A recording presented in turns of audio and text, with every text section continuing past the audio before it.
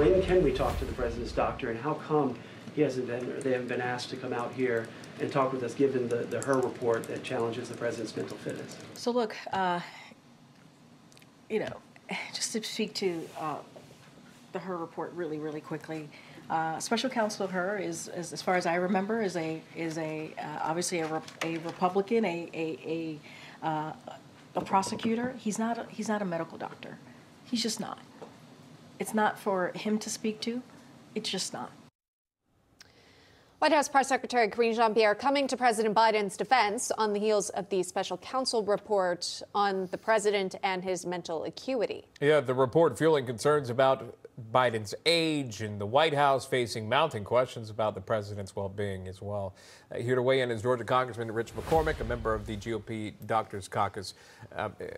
Congressman, good to see you. Thanks so much for coming on to discuss this. So, Bob Bauer, personal counsel to President Biden, reportedly called the Her report, quote, a shabby piece of work that went way off the rails. Democrats know it would be a nail in the coffin for Biden if they let the press speak to his doctor. Many have pointed that out as well.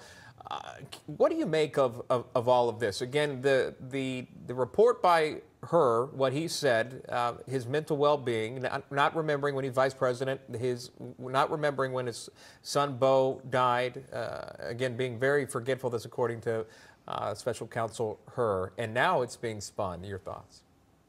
Whether it be the special counsel or the press secretary, neither one of them is a doctor. I am a medical doctor. I'm an ER physician who saw my last patient about a year ago. As part of the pandemic, went through all that. It doesn't take a doctor, though, to see the deterioration of Biden. It is dramatic. As a matter of fact, last time I was on Newsmax, you guys showed a clip of him back in 2019 before he was president. He was smooth. He was deliberate. He was interpreting emotions well. He was walking well. He didn't have that confused look on his face. Literally, everything he does right now, he looks confused. He has somebody lead him around by the hand. He doesn't know where to go on the White House lawn. The Secret Service has to point where he needs to go, and sometimes he misinterprets that. His physical coordination has gone, but his ability to even interpret emotion has gone away. I remember during his campaign, somebody asked him a benign question. He misinterpreted it as aggressive, which is typical of somebody with dementia, by the way. When all parts of your brain start to malfunction, this is a serious consequential problem for somebody who's the most powerful person in the world. This should be very concerning for the Democrats, not just for the way he runs the country, but also for any election and electability. The people can see this. It is a dramatic decline in the last 4 years. Yeah, to your point, sir, I mean, he's obviously a public person, so you've got American citizens who are watching his moves and maybe questioning his health at this point. But there are some things that we haven't seen, which includes actually that interview between the special counsel, and that's where House Republicans want that to be made public. They want the transcripts. They want the video or the audio. It comes as we're showing the letters from Chairman of the House Oversight Committee, James Comer, Chairman of the Judiciary Committee, Jim Jordan, Chairman of the House Ways and Means Committee, Jason Smith. They're calling for this to happen. Do you think the White House is going to make this public? There's no way they make it public, but quite frankly, we don't need it.